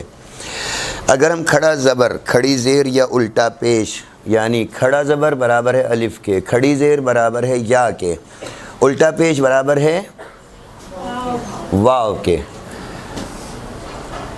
اگر ہم واو الف اور یا انجام دینا چاہیں تو ہمیں ایک عام انسانی انگلی کا عام رفتار سے پورا کھل جانا،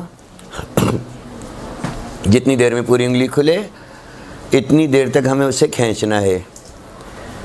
واو یا اور الف، یا کھڑا زبر کھڑی زیر الٹا پیش برابر ہیں، کوئی فرق نہیں ہے.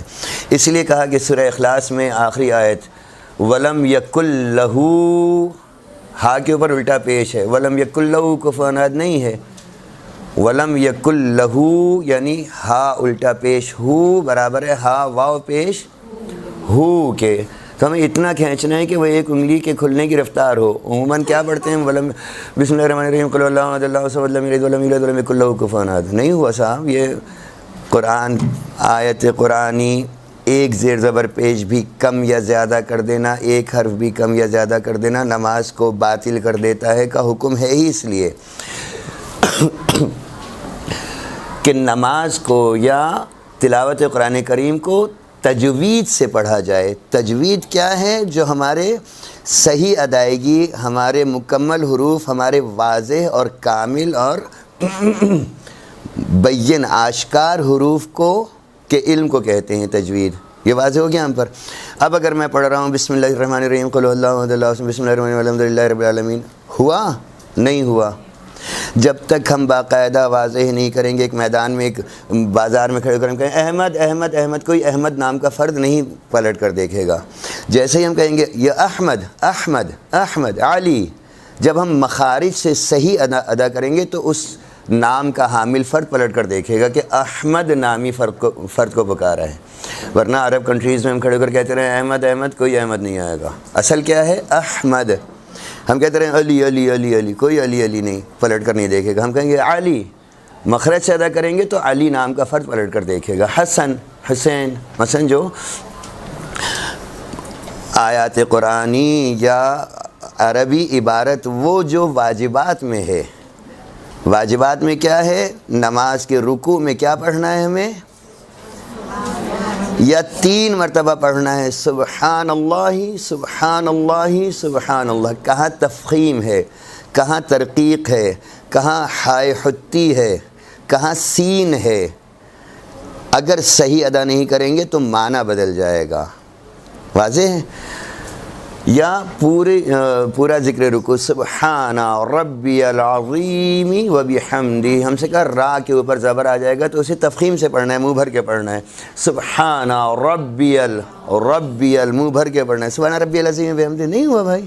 کیا نماز پڑھ رہے ہیں، کیا کر رہے ہیں؟ سبحان ربی العظیم و بحمدہ. عظیم کو، عظیم کی ضا کو اگر خدا نخواستہ ہم نے ذال پڑھ دیا عظیمی، معنی بدل جائے گا. عظیمی پڑھ دیا، ذات پڑھ دیا، معنی بدل جائے گا. بجائے ثواب کے اللہ کیوں عذاب دے گا؟ اس کو کیا ضرورت ہے کہ اگر ہم نے غلط نماز پڑھ دی، نماز تو پڑھ لی، احسان کر دیا تو اس میں نماز تو پڑھ لی. کہا کہ نہیں، میں نے عقل سب کو برابر دی ہے اور قرآن کو میں اللہ نے آسان کیا ہے اور اس کے علوم کو سب پر واضح کر دیا ہے. آج ہم اپنے عام زندگی کی لڑائی جھگڑوں میں ایک جملہ بہت آسانی سے کہہ دیتے ہیں کہ آیت الکرسی میں اللہ نے ایک آیت کہی ہے، پیغام دیا ہے کیا؟ لا اکراہ فی الدین. بیویوں کو مارو، لا اکراہ فی الدین. بیویاں شوہر پہ حاوی ہو گئیں، شوہر کو مارو، لا اکراہ فی الدین. اماں کا مال، ابا کا مال، بھائی بہنوں کا مال غصب کر لو، لا اکراہ فی الدین. لا اکراہ فی الدین کا معنی یہ نہیں ہے. لا اکراہ فی الدین مکمل ہو رہا ہے اگلی آیت سے، لا اکراہ فی الدین قد تبین الرشد من الغی. دین میں کوئی جبر نہیں ہے، اس لیے کہ رشد و ہدایت غی و سرکشی و بغاوت سے الگ الگ واضح بیان کر دی گئی ہے. رشد و ہدایت کیا ہے اور سرکشی و بغاوت کیا ہے. اب ہم خالی ایک آیت کا ایک ٹکڑا لے لیتے ہیں، لا اکراہ فی الدین. دین میں کوئی جبر نہیں، دین منتخب کرنے میں کوئی جبر نہیں. ہر شخص کو عقل دی ہے، اپنی عقل و سوچ کو بڑھائے، حق تک پہنچے. اگر وہ اپنے دین اور مذہب، اپنی عقل کے تحت ایک مذہب منتخب کرتا ہے، ایک مذہب چوز کرتا ہے، پھر اس کے اوپر عمل کرتا ہے، عیسائیت ہو، یہودیت ہو، ہندو مت ہو، سکھ مت ہو، کچھ بھی ہو، تو وہ حق پر نہیں پہنچا. وہ جتنا سوچتا جائے گا، جتنا صحیح انداز سے آگے بڑھے گا، اتنا کامیاب ہے. نماز اور قرآن علم تجوید کے ان اصولوں پر ہے جو مولا کائنات نے بیان کیے ہیں. ٹھیک ہے. اب اگر میں کہتا ہوں بسم اللہ الرحمن الرحیم الحمدللہ رب العالمین الرحمن الرحیم مالک یوم الدین، نہیں ہوا، یعنی ادا ہی نہیں ہوا. کیوں اللہ نے عربی میں نماز یا ذکر قرآن یا ذکر اذکار نماز کو عربی میں ہم پر لازم کیا ہے؟ حضرت بلال کی شین سین تھی، اللہ کو پسند تھی. حکم الہی کیا ہے؟ شین کو شین ہی کہنا ہے، سین کو سین ہی کہنا ہے. صرف ایک حضرت بلال کی سین پسند تھی. ہاں، سین و بلال عند اللہ شین، وہ سین اللہ کو پسند تھی جو اللہ نے اپنے آخری نبی پر وحی کے ذریعے کہا کہ مجھے اس کی یہ سین پسند ہے بجائے شین کی. ہمارے لیے نہیں کہا کہ الحمدللہ رب، الحمدللہ کیا ہے؟ سبحان ربی العظیم، سبحان ربی العظیم، سبحان اللہ، سبحان اللہ، سبحان اللہ. تسبیح ہے حضرت بی بی معصومہ کونین جناب فاطمہ الزہرا سلام اللہ علیہا.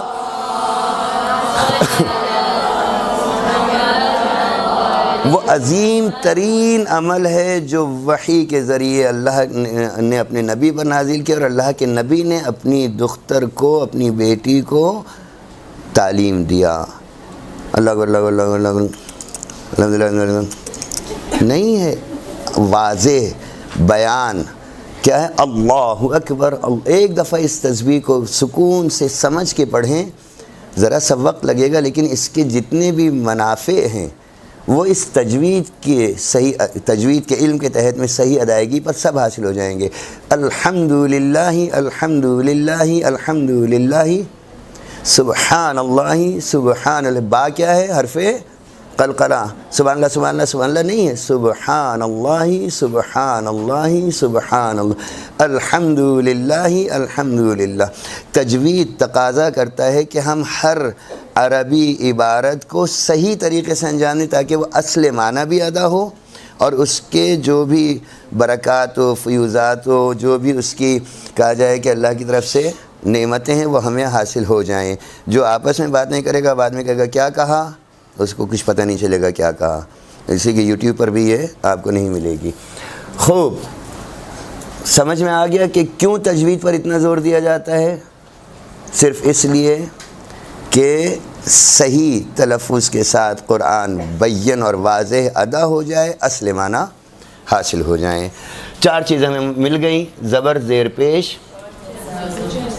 اس کے بعد ہمارے پاس ہے 2 زبر 2 زیر 2 پیش. کیا نام ہے اس کا؟ تنوین. تنوین میں ایک نون ہے، لکھا جاتا ہے، پڑھا جاتا ہے، لکھا نہیں جاتا. قرآن کریم میں بہت سے حروف ایسے ہیں کہ جو لفظاً آید خطاً نہ آید، لفظ میں آتے ہیں تحریر میں نہیں آتے ہیں. لفظاً آید خطاً نہ آید، یعنی تلفظ میں وہ حروف ادا ہوتے ہیں، تحریر میں وہ حروف نہیں ہوتے. جیسے تنوین کا نون واضح ہے. اس کے بعد کچھ حروف وہ ہیں کہ جو لفظاً نہ آید، تلفظ میں نہیں آتے، خطاً آید، تحریر میں آتے ہیں. ملفوظی حروف، ملفوظ تلفظ میں نہیں آتے لیکن لکھے جاتے ہیں. مثلا بسم اللہ اصل میں کیا ہے؟ بی اسمی اللہ الرحمانی الرحیم. با کے بعد اسم، حمزہ سین زیر اس، میم ساکن، اسم، اسمی میم زیر می ساکن ہو جائے گا اسمی. بی اسمی لکھنے میں کیا آ رہا ہے؟ الف لکھا ہی نہیں جا رہا، نہ پڑھا جا رہا ہے، نہ لفظاً آ رہا ہے نہ خطاً آ رہا ہے. بسم اللہ، یہ حمزہ حمزہ وصلی ہے، اس حمزہ کا نام حمزہ وصلی ہے، نہ لکھا جا رہا ہے نہ پڑھا جا رہا ہے. اللہ کا حمزہ بسم اللہ میں لکھت میں آ رہا ہے، پڑھت میں نہیں آ رہا. الرحمن کا الف لام لکھنے میں آ رہا ہے، پڑھنے میں. یہ واضح ہوئی بحث؟ کیا کہا ہم نے کہا کہ ہمارے پاس 1 زبر 1 زیر 1 پیش کے علاوہ 2 زبر 2 زیر 2 پیش بھی ہیں. یہ 2 زبر 2 زیر 2 پیش کیا کرتے ہیں، کیا کہلاتے ہیں؟ تنوین. تنوین مفتوحہ، تنوین مکسورہ، تنوین مضمومہ. تنوین مضمومہ یعنی ضم والی پیش والی تنوین آ جائے گی تو منہ اوپر کو اٹھے گا، منہ وا توں وا، وہ عبارت ہمارے پاس آئے گی. یا تنوین مفتوحہ یعنی 2 زبر، یا تنوین مکسورہ یعنی 2 زیر. اس میں نون لکھا نہیں جاتا، پڑھا جاتا ہے. اس میں نون لکھا نہیں جاتا، پڑھا جاتا. خود لفظ کسرن فتحن یا ضمن میں ضمن، زاد میم زبر ضم، میم دو پیش من، دو پیش اور من، نون نہیں لکھا ہم نے. یا کسرن میں را دو زیر رن، یا مثلا ضمن فتحن میں ہا دو زبر. کلاس زیادہ سمجھ میں آ رہی ہے اس لیے چہرے پر مسکراہٹ ہے، ہنسی آ رہی ہے. کیا ہوا ہے؟ یہ باتیں بند کی جائیں یا پھر میں نام لے کر کہوں کون کر رہا ہے باتیں؟ خوب کہا کہ دو زبر دو زیر دو پیش، اس میں نون لکھا نہیں جاتا، پڑھا جاتا ہے. ٹھیک ہے.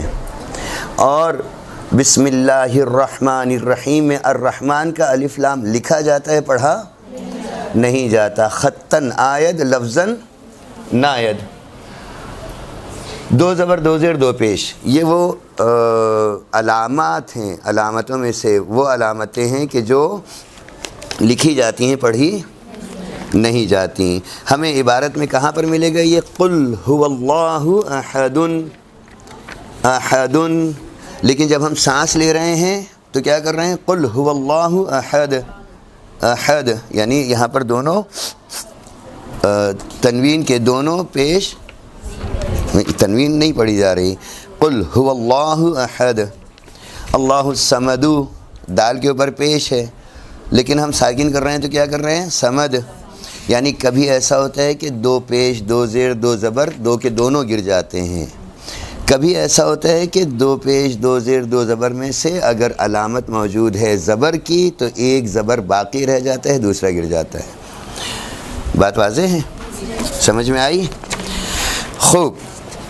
کہتے ہیں کہ یہ ہمارے پاس دو زیر دو زبر دو پیش کی تفصیل ہے، اور اس کے ساتھ آخری بحث ہماری جہاں بات تمام ہو جائے گی، واو لینہ نرم واو جو نرمی سے ادا ہو. بہت سے حروف ہیں ہمارے پاس کہ جن کی ادائیگی میں ہم شدت سے اس حرف کو ادا نہیں کرتے. یعنی مثلا اگر ہمیں واو ادا کرنا ہے قل هو اللہ احد میں واللہ نہیں کہہ رہے، قل هو واللہ نہیں کہہ رہے، قل هو اللہ احد. سننے والے کو پڑھنے والے کو معلوم ہے کہ یہاں ہا کے بعد واو ہے لیکن وہ شدت سے نہیں پڑھا جا رہا. جیسے واللہ میں پڑھ رہے ہیں ہم، ہاں سبحان اللہ والحمد للہ، ہمیں واو کیا ہے پورا واضح کر رہے ہیں. سبحان اللہ والحمد للہ ولا الہ ولا الہ، یہاں واو کیا ہے؟ شدت سے پڑھ رہے ہیں. لیکن قل هو اللہ احد میں کیا ہے؟ واو نرمی سے پڑھا گیا. قل هو اللہ احد واو لکھا ہوا ہے ہمیں معلوم ہے لیکن وہ باقاعدہ واضح نہیں کیا.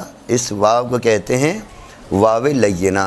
جیسے لولا، لولا کا لما خلقت الافلاک، لو لا کا لام واو زبر لو. کبھی اردو میں لو کی طرح نہ پڑھیں، لو لا نہیں ہے، لو لا کا لما خلقت الافلاک. اے میرے نبی آپ نہ ہوتے تو میں افلاک خلق نہ کرتا. یا سوفا، کلا سوف تعلمون، سوفا سین واو زبر سو. یہ واو کون سی؟ واو لین کہلاتی ہے، واو لین. اسی طریقے سے کہ یا ہے، یا لینہ. با یا زبر لام یا زبر لئی، نون یا زبر ہاں. واو کی ایک مثال انا اعطیناک الکوثر میں کاف واو زبر کو ہے.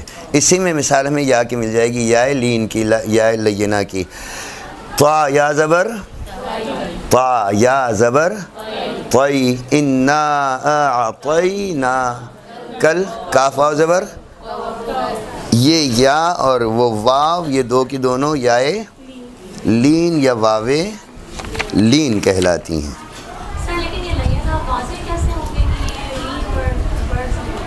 بہت آسانی سے واضح ہوں گے جب ہم دیکھیں ہجے ہم نے کروائے آج بسم اللہ کے اور سورہ کوثر کے. قرآن کریم کو صحیح طریقے سے ادا کرنے کے لیے شرط یہ ہے کہ پہلے ہم اس کو ہجے کر کے پڑھیں. جب ہجے کر کے پڑھیں گے تو ہمیں ادائیگی بہت آسان واولین یا لین کی معلوم ہو جائے گی. واو سے پہلے زبر آ جائے، واو ساکن سے پہلے زبر آ جائے تو یہ واو واولین ہے. واو ساکن سے پہلے زبر کا حرف آ جائے تو یہ واو کہلائے گی واو لینہ، واو لینہ واولین. اسی طریقے سے یا سے پہلے زبر آ جائے یا ساکن ہو اور اس سے پہلے زبر کا حرف آ جائے، تا یا زبر طی، یعنی جہاں پر بھی حرف کو اس کے مخرج سے پورا ادا نہ کیا جائے وہ حرف واو اور یا حرف لین ہے۔ واضح ہوا؟ آسان ہے۔ کہا کہ جب بھی حرف ساکن حرف سے پہلے اس کے مطابق حرکت نہیں آئے، مثلا ساکن الف سے پہلے اگر زبر والا حرف آ جائے، نون الف زبر نا، یہ مطابق حرکت ہے، لیکن اگر یا سے پہلے زبر والا حرف آ جائے، نون یا زبر نئی، نون یا زبر نئی، تو یہ یا کے مطابق حرکت نہیں ہے۔ یا کے مطابق حرکت کون سی ہے؟ زیر، نون یا زیر نی، نی، یا واو کے مطابق حرکت کون سی ہے؟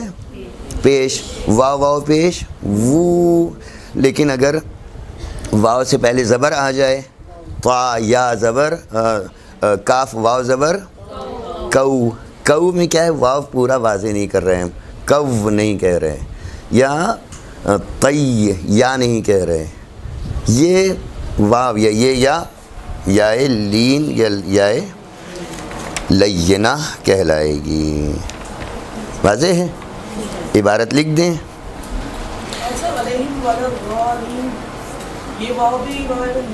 نہیں واو سے پہلے دیکھیے، نہیں شرط کیا ہے؟ واو ساکن ہو یا ساکن ہو، ساکن واو یا ساکن یا سے پہلے غیر مطابق حرکت آ جائے، جس کی ہم نے مثال دی کاف واو زبر، یہاں واو ساکن ہے، یا تا یا زبر طی، یہاں یا ساکن ہے، ولضالین میں تو واو خود متحرک ہے نا، ہاں ولضالین میں خود واو متحرک ہے۔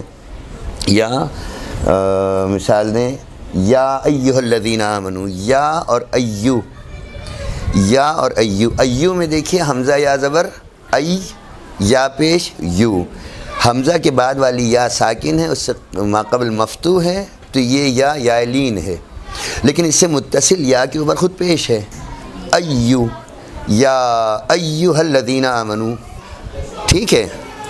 5 منٹ اوپر عبارت کون لکھے گا؟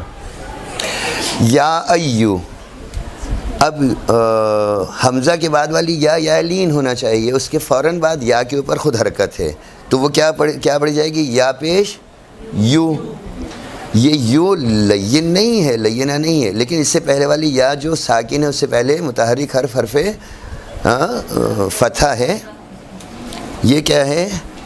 سر اگر لفظ کے مطابق حرکت آ جائے، جیسے فتح حمزہ یا زیر ای، یا با الف زبر با، جی اس میں یہ لین نہیں کہلائے گی، یہ حرکت تو ماقبل مطابق حرکت کہلائے گی، یہ اپنے ماقبل مطابق حرکت ہے، تو یہ حرف جو خود ساکن ہوگا، لین نہیں کہلائے گا، لین نہیں کہلائے گا۔ لین کے لیے شرط یہ ہے کہ وہ ہاں اس کی غیر مطابق حرکت ہو۔